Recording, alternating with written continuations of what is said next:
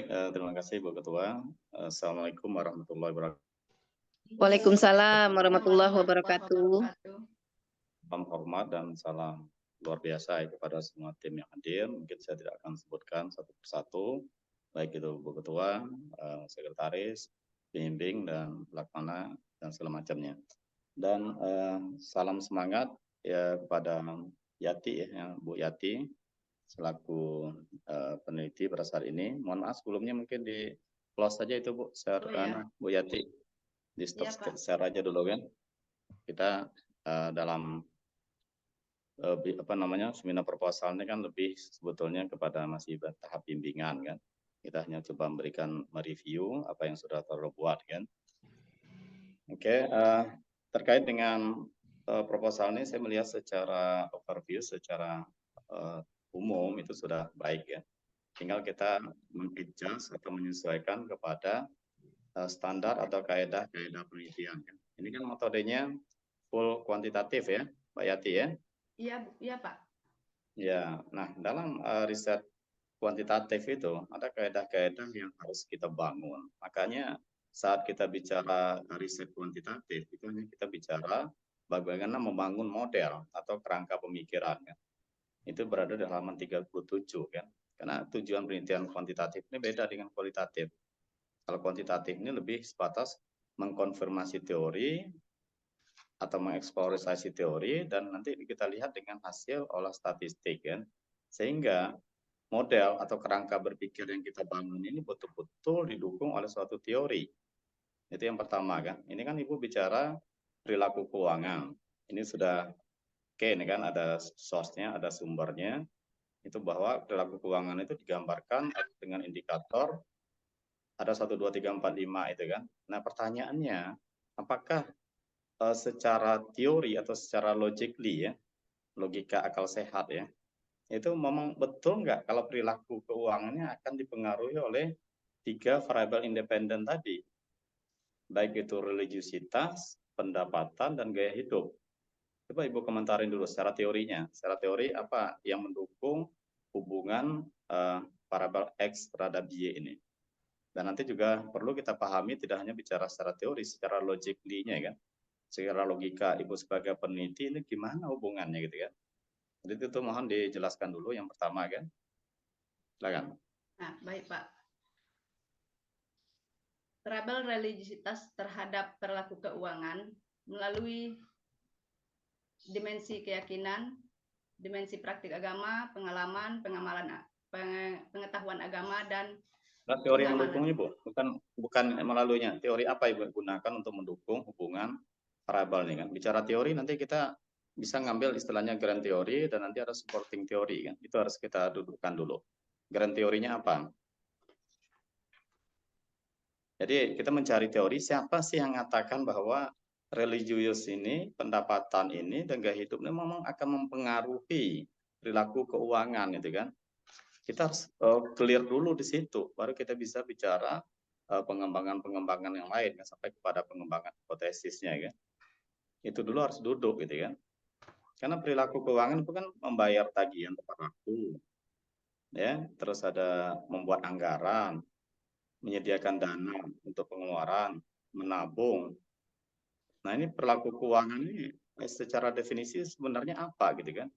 Bagaimana Ibu mendefinisikan perilaku keuangan? Itu yang pertama kan. Dan benarkah perilaku keuangan yang Ibu definisikan itu relevan dengan indikator yang digunakan yang menurut si Sadalia ini? Nah sekarang perilaku keuangan juga harus clear dulu. Karena syarat di kuantitatif, semua variabel yang kita gunakan itu harus bisa didefinisikan dulu secara teori atau konsep. Ada dulu statement para ahli yang menyatakan itu gitu kan. Baru kita lari ke indikator, baru kita mengkaitkan dengan variabel-variabel yang mempengaruhinya atau variabel independennya. Itu cara berpikirnya seorang peneliti kuantitatif. Enggak, Bu, perilaku keuangan itu apa divisi sebetulnya?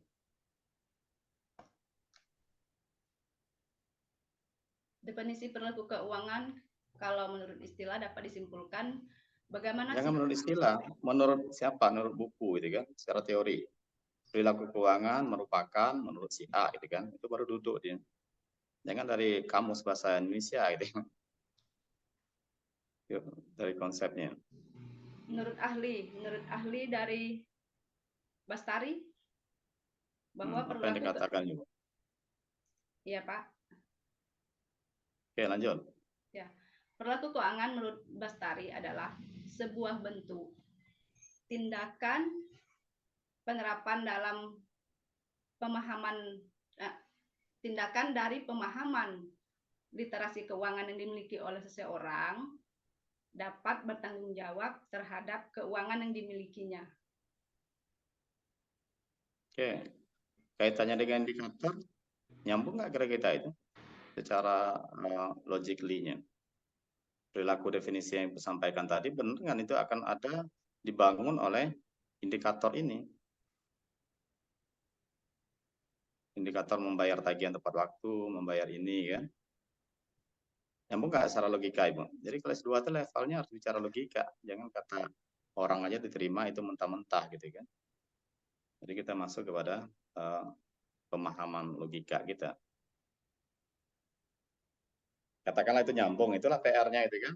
Jadi kita indikator itu kan tidak harus hanya dari buku. Tapi kalau definisi wajib dari buku kan atau regulasi dan segala macam kan. Tapi bicara kita indikator itu boleh kita ambil dari artikel yang relevan. Tapi yakinkan artikel yang kita rujuk itu juga bukan kaleng-kaleng gitu kan. Harus punya kualitas, reputasi kan apakah internasional ataupun nasional kan. Itu PR yang pertama. Yang kedua itu baru kita gali ke variabel X-nya. Apakah benar nih perilaku ini dipengaruhi oleh pendapatan? Kalau benar ya siapa yang bilang benar? Gaya hidup termasuk juga religiusitas kan. Nah di situ dulu harus kita dudukkan itu kan. Saya nggak tahu pasti juga, makanya bicara riset kuantitatif ini kita bicara adalah membangun suatu model berdasarkan bisa dari artikel sebelumnya itu kan, literatur review, bisa dari teori gitu kan. Nah kalau semuanya udah duduk, baru kita mengidentify masalahnya gitu kan. Baru kita bisa lari ke latar belakang. Ini kan sesungguhnya model atau variabel yang Bu Yati bangun ini kan penelitian kualitatif sebetulnya kan. Tapi dijadikan kuantitatif ya. Jadi variabel perilaku. Ingat, variabel kuesioner itu adalah variabel perilaku. Kalau kita menggunakan kuesioner, maka variabelnya adalah perilaku. Tapi kalau variabelnya bukan perilaku atau nominal atau rupiah, nah ini jadi masalah. Sebagai contoh apa? Saya ambil yang variabel pendapatan. Pendapatan itu kan bukan perilaku, sesuatu yang sudah terukur. Bicara pendapatan itu adalah duit masuk. Bicara pendapatan itu adalah omset, bisa dalam bentuk penjualan atau yang lain. Tapi bicaranya adalah duit masuk. Dan ini terukur oleh nominal, bukan perilaku gitu kan. Nah makanya saya tanya di awal tadi, apakah benar perilaku itu bisa dipengaruhi oleh skala nominal tadi gitu kan. Jadi itu nanti yang akan dicek kembali. Kalau tidak ada jangan dipaksakan. Karena pakem dalam riset kuantitatif itu ada ya. Kalau sudah ada, baru kita bicara yang kedua. Kita identify dulu. Kalau saya lebih sukanya kita identify dulu kan, riset problemnya. Karena dalam riset problem itu adalah menggambarkan isi yang kita uraikan dalam latar belakang masalah nantinya kan harus sinkron kan. Nah, apa hal yang harus kita identify di masalah ini, identifikasi masalah itu secara umum hanya dibagi dua, yaitu fenomenanya secara umum ya, fenomena gap-nya, dan ada yang namanya riset gap. Nah itu kesepakatan para masa kuantitatif untuk mengeksplor itu dalam suatu proposal kan. Kalau fenomena gap itu bicara masalah, riset problemnya apa, dari mana kita menggali masalah itu tadi Bu Ketua juga sudah memancing. Kita harus melakukan prasurvei, kita harus mengamati objek yang akan kita teliti kan, terkait dengan variabel-variabel yang digunakan. Nah, kaidahnya gitu ya. Jadi kadang variabel yang kita gunakan itu mulai dari isu utama. Apa isu utamanya? Y-nya. Y-nya adalah bicara perilaku. Sehingga Ibu harus menggali ke lapangan, prasurvei, itu apa? Bagaimana perilakunya? Apa permasalahan dengan perilaku tadi kan? Perilaku UMKM tadi kan, perilaku keuangan. Apakah menggali masalah itu tentu kita bicara dasolen dasain, bicara gap. Inilah yang seharusnya perilakunya secara teori kan, maka kita perlu teori kan, perlu konsep kan, bisa analisis kalau di kualitatif kan. Nah ini fakta yang terjadi di lapangan. tidak sesuai. Nah, disitulah muncul indikator masalah bahwa perilaku UMKM itu begini-begini. Ini loh masalah perilaku UMKM kan. Itu harus digali. Apakah datanya nanti bisa disajikan dalam bentuk angka, tabel, ataupun dari hasil wawancara dan pengamatan kan. Yang penting dia harus support data permasalahan di Y tadi, di unsur utama tadi harus ada gitu kan. Itu termaktub dalam identifikasi masalah yang dijelaskan dalam latar belakang masalah gitu kan. Begitu juga dengan X-nya, Ibu menggunakan 3X, maka Ibu harus mengajukan pertanyaan, ada apa dengan tingkat religiusitas si UMKM kan? Ada apa dengan pendapatan UMKM? Ada apa dengan gaya hidup UMKM? Itu juga harus kita sampaikan, kita harus explore gitu kan, sehingga kita mengerucut pada identifikasi masalah. Oh ternyata ini loh masalahnya dengan X, X, X dan Y kan. Gitu, tapi itu harus dibingkai secara deduktif di latar belakang. Saya tidak akan komentari kan, untuk latar belakang ya silakan dicek secara, contohnya banyak ya secara deduktif dari umum ke khusus, itu ada strategi-strategi dalam pembuatan latar belakang masalah kan, silakan cari kembali kan. Penting masalahnya tadi kelihatan di situ kan. Nah berikutnya yaitu tadi riset gap dalam kuantitatif itu bukan hal yang pertama. Idealnya sesungguhnya bicara riset kuantitatif kita harus melakukan studi literatur dulu. Ya sebetulnya ya kan kita lakukan literatur review dari beberapa artikel yang bagus sehingga kita menemukan gap-nya, menemukan celah kita untuk melakukan penelitian ulang. Karena sesungguhnya penelitiannya sudah pernah dilakukan oleh orang-orang sebelumnya gitu kan. Nah itulah yang kita ungkap apa gap-nya, bisa dari hasil penelitian, bisa dari indikator yang digunakan, bisa dari ya yang hal-hal yang lain kan. Maka harus dikumpulkan dulu beberapa puluh artikel, terus kita review, ternyata inilah kita harus menampilkan variabel ini kan.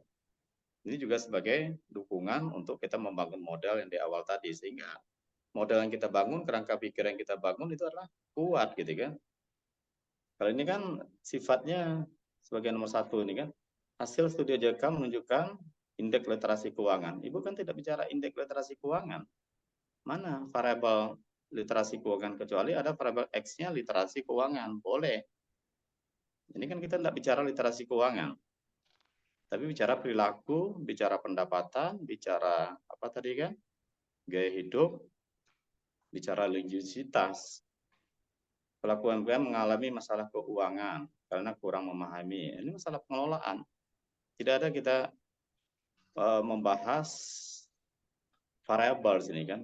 Kita tidak membahas masalah manajemen keuangan atau pengelolaan keuangan kan. Pelaku UMKM diwawancara setuju bahwa mereka berbisnis. Nah, ini ada sedikit gaya hidup, tapi bahasanya harus mengindikasikan gaya hidupnya itu gimana, apa yang menyimpang dari perilaku gaya hidup si UMKM yang muaranya nanti adalah akan memengaruhi perilaku keuangan, gitu kan? Bukan setuju, tapi harus kita ungkapkan bahasanya, redaksinya mengindikasikan itu masalah. Gaya hidup si UMKM-nya masalah, gitu kan? Masalahnya itu seperti apa, gitu kan? Itu harus kita ada. Nah, gimana cara mencari masalah itu? Turun lagi pada indikator. Ini kan bicara variabel gaya hidup, indikator gaya hidup itu apa? Nah, dari indikator gaya hidup itu muncullah yang namanya sesuatu yang tidak sesuai dengan dasoletnya, sesuatu yang idealnya bahwa gaya hidup itu harusnya begini, ada yang menyimpang kan. Nah, penyimpangan itu yang sebetulnya masalah gitu kan. Oke, nanti itu review sekilas saja ya, Bu Yati ya. Baik, Pak. Nah, rumusan masalah dalam kuantitatif itu kan tegas ya. Saya nggak tahu apakah perlu dibuat ini kan Mungkin biasanya Pak, saya temukan. maaf Pak Usdaldi, mungkin nanti bisa tambahannya melalui Ya, catatan-catatan aja. Mungkin mengingat waktu, ya, ada yang ke depan lagi ya. masih ada yang ujian. Oke, Bu. Satu ini. Oke. Ya. Rumusan masalah di kuantitatif ini tegas. Karena kita akan mengukur, ini akan turun kepada hipotesis nanti kan. Ini masalah redaksi aja, sebetulnya sudah benar kan. Misalnya, apakah religiusitas berpengaruh signifikan terhadap pelaku keuangan, pelaku UMKM kan. Nah, itu disesuaikan dengan judul kan. Intinya ya kita harus ada ketegasan dalam perumusan masalah. Nanti dia akan muncul hipotesis dan segala macam yang akan kita uji kan. Oke, mungkin itu ya karena keterbatasan waktu ya. Biasanya kalau saya mereview ini bisa 1 jam. Tapi oke, nanti Ibu bisa lah nanti ada strategi-strategi. Ibu boleh japri ke saya, nanti saya kasih apa kan, ada kebetulan Baik, Pak. YouTube juga yang nanti akan bagaimana strategi ini sih yang secara kuantitatif untuk suatu penelitian kan. Oke, yang lain secara umum saya udah setuju ini, udah oke nih, karena ya Baik, seperti Pak. yang Terima sampaikan kasih, Bu Pak. Ketua tadi kan. Pembimbingnya bukan kaleng-kaleng gitu Bu, udah keren gitu kan. Oke, mungkin itu aja yang dari saya. Terima kasih, mohon maaf jika ada yang kurang. Saya kembalikan pada Bu Ketua. Baik, terima kasih Pak Usdeldi atas saran komentar. Yang itu diperhatikan ya Yati, Katin apa yang menjadi saran dari Pak penguji tadi. Iya, Bu. Lanjutnya kami berikan waktu kepada yang terhormat Bapak Dr. Nazma Nazori Majid. Silakan Bapak pembimbing 1 untuk mengomentari. Silakan Pak ya. Cukup sampai 7 sampai 10 menit Pak. Nanti kalau banyak yang disarankan mungkin melalui catatan ataupun bimbingan secara ini aja, secara langsung. Silakan Pak. Terima kasih. Assalamualaikum warahmatullahi wabarakatuh. Waalaikumsalam warahmatullahi wabarakatuh. Ketua sidang ini tegas nian ini. Padahal tadi diskusi masukan yang kasih Pak Orinaldi itu sangat bagus ya. Ya, Saya- makanya saya bilang karena saya- nanti kan dikasih catatan banyak dengan Pak Usneldi, langsung ketemu bisa. Kalau Iya, lewat ini kan setidaknya kita waktu. Pak Usdeldi juga memberi pencerahan kepada kita bersama gitu, tidak hanya kepada Bu Yati ya. Yang berbahagia